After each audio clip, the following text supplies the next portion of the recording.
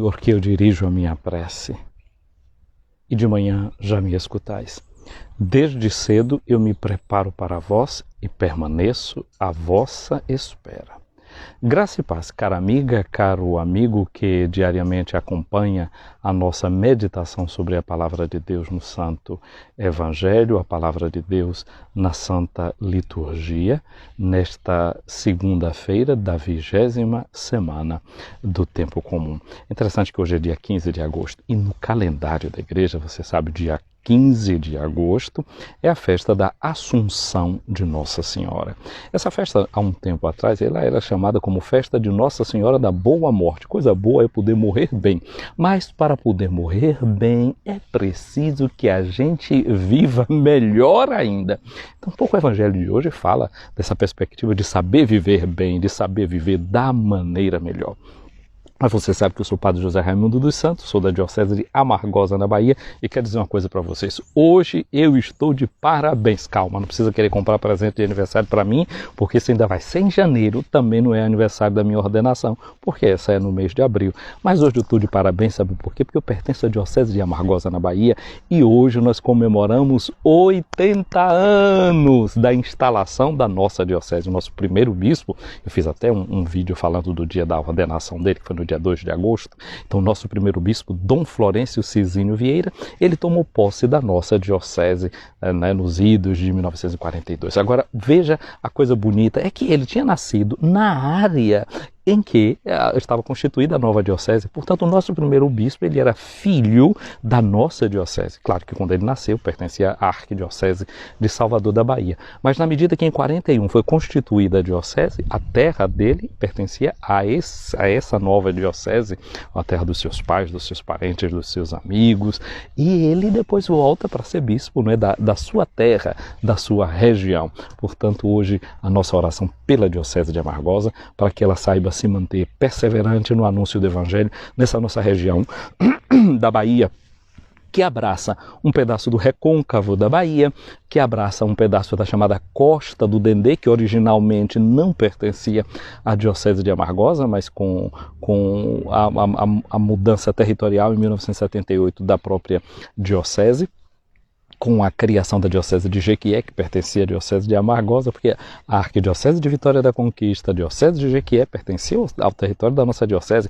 Começava a nossa Diocese de junto do Oceano Atlântico e ia até a divisa com Minas Gerais. É uma diocese imensa e Dom Florencio percorreu em 100 dias toda esta sua vasta diocese. Foi conhecer pedacinho por pedacinho desta diocese, um bispo realmente missionário. Então a nossa diocese tem essa parte da Costa do Dendê. Você já foi em Morro de São Paulo, essas coisas? Pois é, pertence à Diocese de Amargosa. Se você já foi ali, no arquipélago de Tinharé, você pisou na Diocese de Amargosa, na Bahia. Se não pisou, faz isso, vale a pena. Então tem essa parte da Costa do Dendê e tem a parte da Caatinga. Nós estamos no portal da Chapada Diamantina, começa ali na cidade de Açu, onde passa o rio Paraguaçu, ele vai passando por ali, fazendo o seu caminho. E ali nós estamos, eu digo na chegada da Chapada Diamantina. Talvez se você estiver fazendo um movimento na outra direção, pode ser a saída da Chapada Diamantina. Como toda porta serve para entrar ou serve para sair. Então esse é um pouco esse panorama. E aí dentro desse contexto geográfico, cultural, religioso, a gente vai jogando as sementes do Evangelho de nosso Senhor Jesus Cristo. Portanto, o dia de hoje não é somente dia para dizer que a gente está de parabéns, não. É dia também para dizer que a gente conta com a sua oração, para que possamos ser fiéis ao mandato de Cristo de anunciar o Evangelho, de encarná-lo, de uma forma tal que o Evangelho ganhe as feições também da nossa vida, da nossa existência. Gente, essa semana foi uma semana que começou quente, você vê, não é? Aqui é o contrário, começou com a temperatura caindo. Hoje é 15 de agosto, é um dia de sol muito grande, e hoje aqui a gente está celebrando a festa da Assunção de Nossa Senhora, como acontece em outros países também da Europa. Aí no Brasil a gente vai celebrar no próximo domingo a festa é transferida, menos em comunidades onde se celebra, não é? A vitória da conquista, por exemplo, não é? Que pertenceu um dia à Diocese de Amargosa. Nossa Senhora é celebrada ali, é padroeira da cidade, então é festa da Assunção ali, não é? Eu me lembro, estudei na cidade de Ilhéus, não é? Nossa Senhora das Vitórias, ali também é festa, feriado na cidade de Ilhéus no dia de hoje. Então, Cachoeira, a famosa festa de Nossa Senhora da Boa Morte. Então é assim. Eu quero fazer também, chegar um abraço à minha irmã, que daqui a pouco vai estar vendo aqui também esse vídeo, Gorete, ela faz aniversário hoje. E manhã sempre dizia, Gorete nasceu no dia de Nossa Senhora da Boa Morte. Então que a gente aprenda a viver bem para morrer ainda, não é, de uma maneira melhor, não é, com aquela tranquilidade de que a vida da gente não foi desperdiçada. Eu disse que essa semana começou quente, porque Jesus começou no Evangelho de ontem dizendo assim, olha, eu não vim trazer a paz, eu vim trazer a espada. E a gente pensa, mas Jesus é um defensor da guerra? Não, ao contrário. Jesus é altamente pacífico. Quando ele nasceu, os anjos cantaram glória a Deus nas alturas, paz na terra aos homens de boa vontade. São Paulo vai dizer, Cristo é a nossa paz. A profecia diz que Jesus é o príncipe da paz. Sim, Jesus é a paz. Agora, o que acontece é que às vezes a gente, como seres humanos, pode confundir paz com comodidade. Paz com comodidade. Tem um salmo que é muito bonito, que diz assim, eu sou como uma criancinha que depois que a mamãe amamenta, eu me jogo lá e fico deitado no seu colo com muita tranquilidade. Mas olha só, se a gente deve se tornar como criança no aspecto da maldade, no aspecto da confiança, não é? Da maldade, entre aspas, porque Jesus diz que a gente tem que ter a paz das pombas e a esperteza das serpentes, não é? A maldade no sentido de não querer fazer o mal, mas uma certa malícia de atenção. Isso aí a gente, como cristão e como cristã, a gente precisa desenvolver, precisa saber, porque os filhos das trevas são mais espertos do que os filhos da luz, né? Então por isso a gente tem que saber fazer a confrontação de onde vem essas coisas, né? Uma certa malícia, né? Como quem joga capoeira, né? Que está sempre jogando, está com um pé atrás para apoiar o corpo, para saber se te leva o pé da frente, você sabe como é que você se defende, como é que você age, como é que você reage. Então, aqui agora a gente olha para isso, né? Uma criança, não é, que come e fica ali relaxada no colo da sua mãe. É um aspecto bonito por um lado, mas é um aspecto também que pode dizer uma coisa, vem cá, se eu reduzo a minha preocupação na vida a somente a preocupação de manter o corpo, de manter o físico, está sendo muito pouco, não é verdade? Então, quando a gente hoje celebra a festa da Assunção de Maria, a gente fala da dignidade do corpo, mas está dizendo também, quando diz que Maria entra na glória de Deus de corpo e alma, diz que ela é algo que é muito mais completo e muito mais complexo do que a gente pode pensar. As energias da gente não podem ser desgastadas simplesmente em dar comida para as pessoas. Tem gente que depois que está com o estômago saciado muda suas opiniões. Sim, porque isso é um pouco verdade. Você sabe, né? Quando você vai comprar, nunca vá com o estômago vazio. Nunca vá comprar com fome. Por que você não deve comprar com fome? Porque o seu cérebro aqui dentro, ele confunde a sua necessidade física com aquilo que você vai comprar. Portanto, a melhor forma de ir fazer compras é estando saciado. Porque você não vai comprar nada de desnecessário. Você vai conseguir olhar para uma coisa e dizer, eu não tenho necessidade disso, eu não preciso disso. Porque a sensação de saciedade vai ajudar você a decidir melhor. Isso é uma coisa muito, muito interessante de a gente perceber. Mas então, a gente não pode confundir a vida da gente com esses desejos pura e simplesmente materiais. Não é a festa de dizer Maria é assunta ao céu em corpo e alma, quer dizer, ela vai integrada em todas as suas dimensões. É como diz a música, né? A gente não precisa só de comida, a gente precisa de comida, pão, arte, não é? A gente precisa de muito mais. E aí a gente tem que ter cuidado também, porque até por meio desses outros canais e dessas outras formas, pode ter forma de querer manipular a gente. Porque é que os antigos romanos diziam, vamos dar pão e vamos dar circo. Não é? Dar certas satisfações a certas dimensões da vida humana. Não é? Porque que hoje em dia, por exemplo, diz que a internet, 70% do que roda na internet chama-se pornografia. Porque enquanto a gente está ligado à pornografia, a gente está ligado só à dimensão da carne, à dimensão material, escravizando as pessoas, não fazendo com que se produza muito mais. Quem se dedica a coisas grandes não consome a sua energia de sexualidade, disso, daquilo outro e outras coisas. Eu estou aqui diante de uma pintora, não é? A Aline, e a Aline sei que seguramente tem muito de projeção de todas as suas energias numa tela que você pinta. Eu estou aqui com Pedro Rezende, que é um ator, não é? Então ele, para encarnar um papel, não é, para um personagem, ele precisa gastar todas as suas potencialidades, a sua energia, para que ele viva aquele personagem que ele vai interpretar. Então ele precisa de concentração, ela precisa de concentração, então ela não vai poder ficar perdendo o tempo inteiro aí e vendo coisa daqui, vendo coisa dali, dissipando as suas melhores energias. Não, direciona aquilo que tem de melhor para essa dimensão. Então quando a gente olha hoje para Maria e diz que ela é assumida na glória em seu corpo e em sua alma, significa que a gente busca glória, busca dar peso a todas as energias que a gente tem. Então, bom, a gente não pode pensar que tudo vai ser consumido e resumido nessa dimensão pura e simplesmente do nosso corpo, da energia que está aqui na nossa matéria. Então, quando Jesus diz que ele não vem trazer a paz, mas a espada, ele não vem só para dar esse nível de satisfação. Por que ele não deixa se fazer rei pelo povo que está lá no deserto e ficou contente, batendo palma porque recebeu pão para comer? Porque a gente tem outras dimensões mais profundas que precisam ser saciadas e que às vezes com o estômago saciado a gente vai mudar de ideia, mudar de opinião, fazer escolhas erradas. Se eu disse para você que de uma certa forma, quando você está com o estômago saciado, você vai e faz a escolha certa, pode ser que tenha gente que dê a saciedade ao estômago para ajudar a gente a fazer a escolha errada. Por isso que os romanos davam pão e davam circo, na medida que depois eles iam fazendo as guerras com a espada deles, tirando do povo aquilo que era do povo do lugar, etc. Então tem todas essas jogadas que estão aí. Então Jesus, portanto, traz essa palavra para a gente. E quando, interessante, né? Jesus diz, não vim trazer a paz, eu vim trazer a espada. Lembra que a mãe de Jesus, quando levou Jesus pequenininho para o templo, teve um profeta chamado Simeão que olhou para ela e disse, olha Maria, uma espada de dor vai atravessar o teu peito.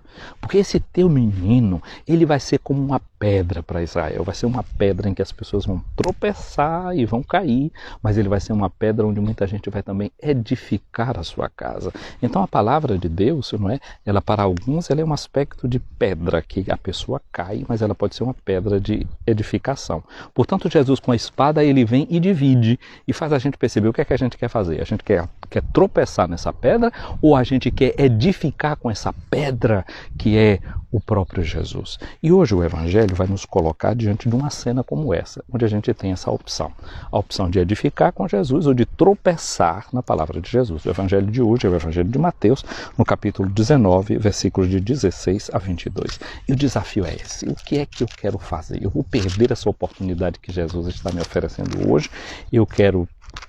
Aqui a gente vai ser testado com essa espada que Jesus vai trazer hoje por meio da sua palavra. A gente já sabe da carta aos Hebreus no capítulo 4, versículo 12, que a palavra é chamada essa espada que corta de maneira penetrante, não é? Fazendo até a medula se separar das suas junturas. Então essa palavra é a palavra que traz discernimento, que traz luz. Foi o que aconteceu. Aproximou-se de Jesus alguém que disse, mestre, o que devo fazer de bom para possuir a vida eterna, para herdar a vida eterna? Gente, a gente sabe, né? Para eu herdar alguma coisa, o que é que eu preciso? Preciso de nada, né? O que é que eu fiz para herdar o meu DNA do meu pai e da parte da minha mãe? Não é? Vindo, não sei quantos, 40 e tantos %, eu sou de cultura iorubá, não é? Que vem da região da Nigéria. Foi o que eu fiz para isso? Nada. Eu encontrei um padre amigo meu, como eu também estudante de Santo Agostinho, ele é dessa mesma cultura iorubá. E a gente agora já brinca, já se chama de primo, né? Mandava saudação para minha mãe, disse assim, saudações para minha tia. Então eu mandei a foto dele para minha mãe, que ficou toda contente, vendo esse parente longe, dessas mesmas tribos de onde a gente tem origem nessa região, possivelmente do Benin e da Nigéria. Bem, o que foi que eu fiz para herdar isso? Não fiz nada, eu recebi, isso é dom, isso é dado. Também os meus componentes, tem componente todo da parte europeia também, da parte de Portugal, Espanha, sei lá o que, até de tendência italiana, de percentual judaico, tudo isso que pode ter dentro de mim. Foi o que eu fiz para isso? Nada, eu herdei, eu recebi, não fiz nada. Assim, uma herança você não faz nada para receber, você recebe, é dado, é dom. Então para receber uma herança a gente não tem nada, precisa apenas ter o quê? Uma relação. Eu estou relacionado com essa pessoa que numa linha vertical transmite a mim aquilo que é seu. Então, o que é que eu preciso fazer de bom para herdar a vida eterna? Num primeiro momento, talvez a gente só diga uma coisa: eu não preciso fazer nada, e a segunda coisa, eu preciso me tornar naquilo que eu sou. Não é viver essa relação com esta pessoa, não é que me transmite estes bens. E Jesus diz para essa pessoa assim: por que tu me perguntas sobre o que é bom? Sobre o que é bom. Ele está falando hoje que é Nossa Senhora da Boa Morte, né? Ter a boa morte. E para ter a boa morte, a gente tem que saber fazer a escolha da vida melhor. Por que tu me perguntas sobre o que é bom? Um só é bom. Então Jesus não fala sobre o que é bom, mas sobre quem é bom. E quem é o bom? O bom é o Pai do céu. Aqui Jesus já disse que a gente deve imitar, porque manda o sol para os bons e para os maus, e manda a chuva para os justos e para os injustos. Olha aí a bondade de Deus, que não discrimina, que não faz acepção. Vê que a espada de Deus não é essa espada para discriminar, para cortar, para jogar um no inferno e outros no céu. Não, não é esse o critério do nosso Deus. O nosso Deus é esse critério que faz a gente pensar na vida, olhar com clareza para fazer as opções justas. Se tu queres entrar na vida, isso aqui está tocando no fundo do nosso querer. O que é que eu quero? Eu quero entrar na vida? Aí Jesus diz: observa os mandamentos. Os mandamentos de quem? Os mandamentos daquele que é o Deus bom, porque os mandamentos orientam a nossa vida, dão o rumo da nossa vida. A festa de hoje, né, que vamos celebrar no domingo, dessa Assunção de Maria ao céu, está mostrando que o céu é o nosso horizonte, é a nossa meta, é a nossa casa, é para onde a gente deve se destinar. Mandamento significa isso, orientação. Para onde é que a gente é orientado tendencialmente? Para onde é que a gente vai? Aí esse homem pergunta: quais os mandamentos? Porque no tempo de Jesus se falava de 613 mandamentos. Entre os mandamentos positivos e os mandamentos negativos, tinha um pouco dessa confusão. Jesus aqui agora vai esclarecer para ele que basta olhar para daquelas 10 palavras, decálogo, as 10 lógicas, logos, decálogos, as 10 lógicas que devem orientar a vida do ser humano. E ele diz: não matarás, não cometerás adultério, não roubarás, não levantarás falso testemunho, honra teu pai e tua mãe, ama o teu próximo como amas a ti mesmo.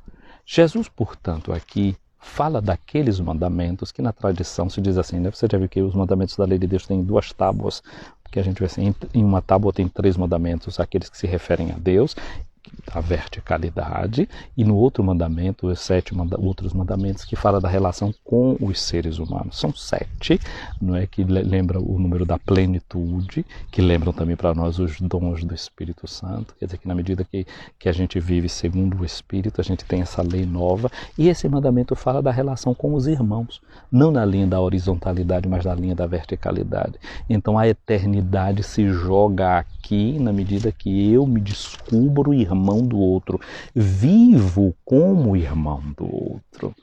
Então é assim que a gente caminha para o céu, é assim que a gente agarra na vida eterna. Mas o que foi que aconteceu? O jovem disse para Jesus: eu tenho observado todas essas coisas, o que ainda me falta? Ele deveria saber o que era que lhe faltava, já que ele fazia tudo aquilo. Mas Jesus responde para ele: se tu queres ser perfeito, se queres realmente completar a tua vida, deixar que a tua vida esteja feita completamente, se queres levar a tua vida significa para, não é? A direção. Se queres direcionar a tua vida realmente para algo realizado, cumprido, vai, vende tudo que tu tens, dá o dinheiro aos pobres e terás um tesouro no céu. Depois vem e segue-me. E quando o jovem ouviu isso, ele ficou muito triste. Olha a espada veio completamente e o divide dentro. A dicotomia se manifesta. Ele volta triste, ele não consegue entrar na alegria de dar tudo aquilo que ele tinha para quem era pobre. Lembra já no domingo da outra semana, Jesus disse: pega os bens que vocês têm aí, ó, dá de esmola aos pobres e vocês vão ter um tesouro no céu.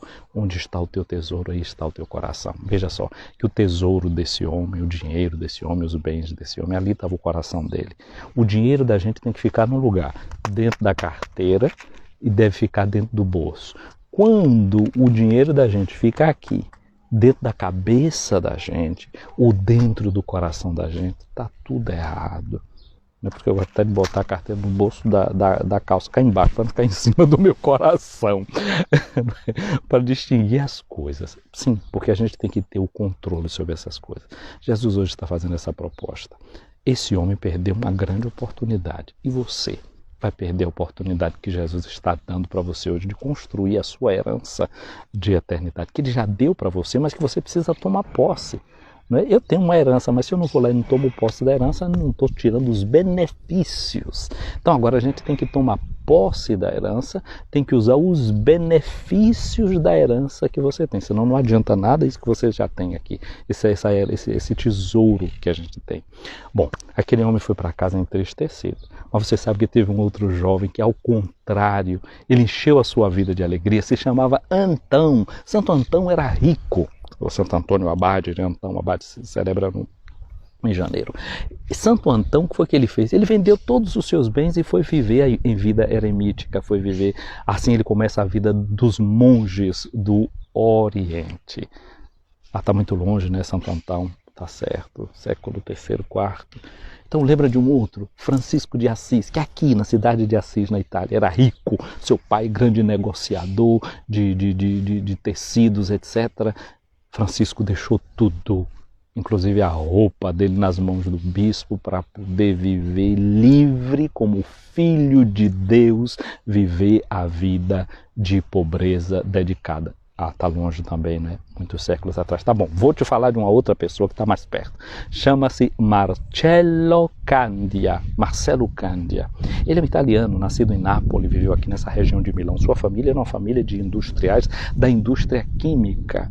E na década de 60, em 1964, Marcello Candia vendeu toda a sua indústria, pegou o dinheiro e foi para a Amazônia, foi para o Brasil. Tem gente que olha para a Amazônia para tirar dos índios, não é?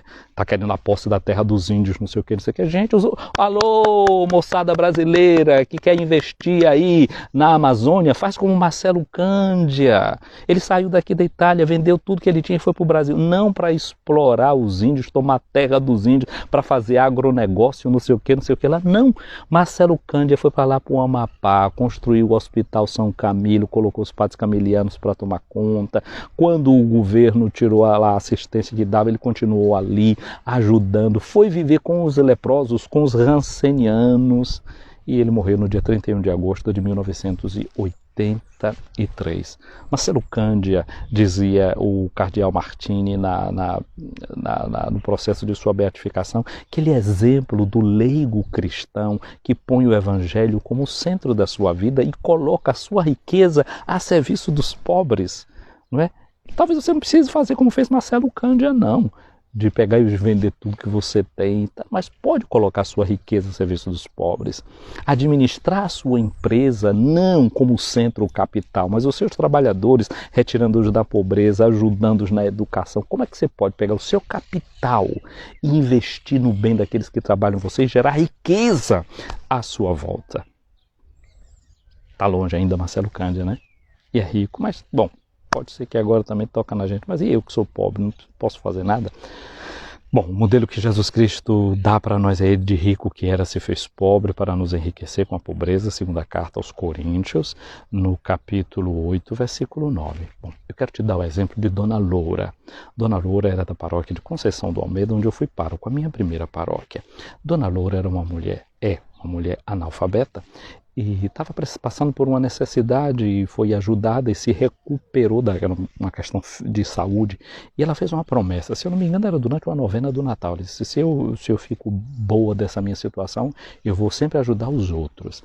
E Dona Loura, analfabeta, nunca foi para a escola, etc., começou a se dedicar.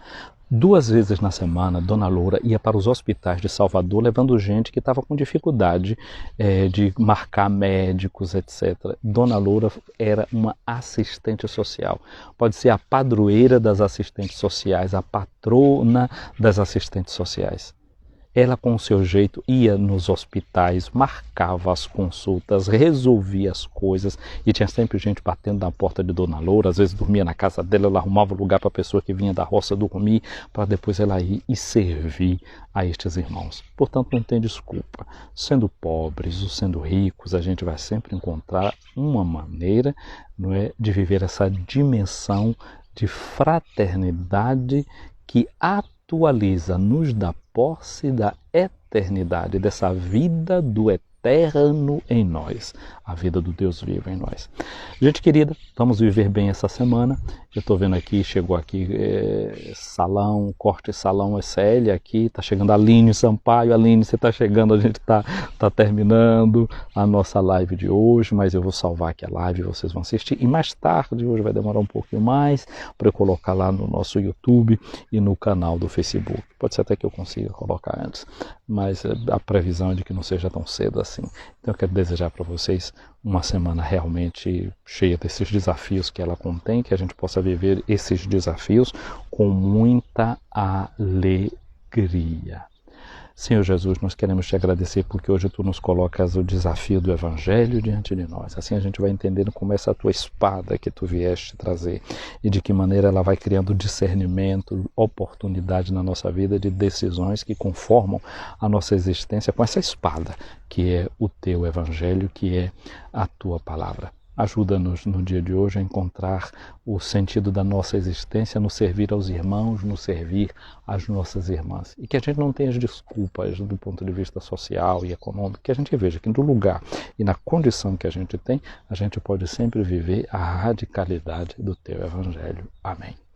Ouvi, Senhor, a minha oração, chegue até vós o meu clamor. Minha amiga, meu amigo, o Senhor esteja acima de ti para te proteger, à tua frente para te guiar, atrás de ti para te defender, dentro de ti para te abençoar. Que a bênção de Deus Todo-Poderoso, Pai, Filho e Espírito Santo, desça sobre ti, minha amiga, meu amigo, e permaneça para sempre. Bom, meu abraço aqui para a Aline, aqui na Escócia, bom dia. Um abraço para Pedro Rezende. Pedro, eu acho que deve estar em Salvador. Se não está em Salvador, talvez esteja em Amargosa, mas por aí está, em algum ponto desse meu Brasil querido, dessa nossa Bahia. Um abraço para a Célia, aqui Cortes e Salão, aí em Salvador. Um abraço para a Aline Sampaio. Aline, abre o olho, abre o olho. Eu sei, o horário não é assim, não é horário de sempre, não. Um abraço aqui, Célia está dando. A Aline Snowden está aqui me perguntando: padre, você teria algum tempo para fazer a oração do terço em uma live? Aline, tu vê como é que eu não consigo definir sequer o horário, assim, de dizer assim, eu faço a live em tal horário, justamente porque eu tento dedicar esse meu tempo a vocês na medida assim, de como vou organizando o meu tempo e conseguindo. Agora eu diria assim, se a gente não for necessariamente o terço, pode ser o terço ou uma outra forma de oração. Não é? Eu gosto muito de, por exemplo, fazer a leitura orante da palavra de Deus, não é? Com os salmos. Não é? O terço é o saltério dos pobres, dos pequeninos. Né? A gente pode fazer um terço meditado, não é? Com os vários mistérios, então aquele terço, como eu digo, cristológico, né? Que a gente reza assim, por exemplo, né? Estamos recitando os mistérios da alegria. Ave Maria, cheia de graça, o Senhor é convosco, bendita sois vós entre as mulheres, bendito é o fruto do vosso ventre, Jesus, que tu concebeste. E juntando essa verdade evangélica com essa forma. Não, eu gosto assim eu rezo o texto todo santo dia. Hoje ainda não rezei, né? Mas vou rezar. Mas eu digo assim, porque eu vejo que há muitas propostas de rezar o texto na internet. Eu vejo sempre, como parece que é até a única que a gente tem. Eu particularmente gosto muito e é uma forma muito preciosa para mim. Não é rezar o texto. E depois eu ainda vou fazendo outras coisas. Tem vezes que eu não toco no texto e vou rezando o texto assim. Quando eu começo o Pai Nosso, uma parte do Pai Nosso eu vou rezando concentrado na minha cabeça, numa outra parte do Pai Nosso eu estou aqui concentrado no meu coração, outra parte eu estou concentrado na minha região do ventre, outra parte eu estou coligado nessa região mais baixa e descendo até vou coligando assim dentro de mim, não é? Rezando o texto, tentando olhando interiormente onde é que eu estou. E cada mistério por exemplo, das Ave Marias, eu começo de baixo para cima, né? Tentando rezar uma Ave Maria enquanto estou com um pé, depois com outro pé, com uma outra perna, e aí vou subindo e passando chegando até a região do pescoço e da cabeça, com o olhar, tentando sentir o meu corpo por dentro na medida que reza o texto. Porque às vezes tem vezes que a gente reza o texto de uma forma tão mecânica que a gente não sabe bem onde é que está, né? Então, como o corpo é templo do Espírito Santo, hoje Maria é assumida no seu corpo, na glória. Então eu vou tentando integrar também o meu corpo na minha oração, com a minha voz, aquele que deseja São Bento, né? Que a voz esteja coligada, né? Que o pensamento esteja coligado com a voz. Então eu acho que o canal, que é a chave que dá para a gente estar coligado com a voz, é essa atenção física, essa atenção no corpo, não é, onde você está, e assim, e unindo essas coisas, que seriam coisas, por exemplo, que a gente poderia falar e discutir. Talvez seja uma coisa interessante, por exemplo, eu fiz uma live orante uma vez, eu combinei com algumas pessoas no Brasil, e era sobre o quê? Sobre os anjos, né? Era uma live que está até salva aí, sobre os anjos. Eu pensei, fui colocando pessoas, não é, que tinham atitudes que eram angélicas, que eu achava, né? A gente foi interpretando. Aí a gente fala do anjo da guarda, aí partilhou com a gente da conversa uma policial. Depois eu convidei também, era o quê? São Rafael, o anjo da cura. Aí entrou na conversa da gente não era pediatra não, como é esse negócio de médico que cuida do parto? Não é pediatra, pediatra é da criança. Bom, mas essa aí não está me vindo. Obstetra, um obstetra, não é, que entrou nessa parte da vida sendo gerada. Depois a gente pensou, não é, São Gabriel, que era aquele anjo que trouxe as notícias. Aí eu disse assim, eu ajo como um secretário que conhece os segredos e que vai revelando os segredos. Aí entrou na conversa uma secretária, não é, de que maneira então essas pessoas podiam encarnando na sua vida, na sua função, aspectos angélicos, ou seja, aspectos de serem mensageiros, de serem uma mensagem encarnada de Deus para isso. Então quem sabe a gente poderia, combinando com isso, eu cheguei primeiro do que tu, viu Aline de novo. Talvez a mensagem tua foi que chegou depois aqui. Claro, você me mandou antes, mas tem o delay, né? Então chega depois. Bom, obrigado. Então poderia ser uma coisa dessa natureza, em que a gente poderia ter pessoas em pontos diferentes, quem sabe coligar o mundo, não é? Você aí na Suécia, uma pessoa em Portugal ou aqui na Itália, em algum lugar no Brasil, no norte, no sul, no leste, sei lá, e a gente ter um texto que mostrasse a gente esse coligar-nos, não é, numa linha de oração em pontos diversos da Terra. É uma boa ideia, eu vou pensar. Não sei, não posso prometer que a gente vai, vamos fazer.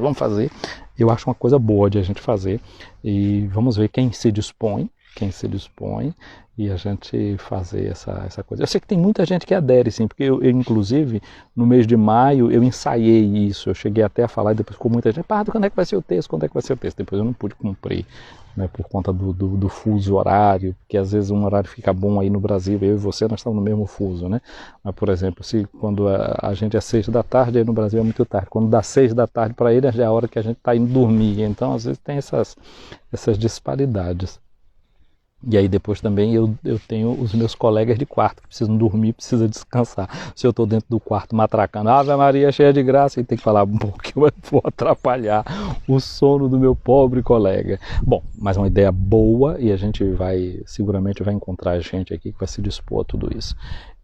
Eu saúdo a cada uma de vocês, eu saudei todo mundo aqui. Saudei, não foi? Saudei, sim. Não a Dora, que está chegando aqui agora também. Maria Dora, um abraço para você. Deus te abençoe. E sim, vamos ver o que é que a gente faz. Gente querida, um dia abençoado. Fica com Deus, uma boa semana, né?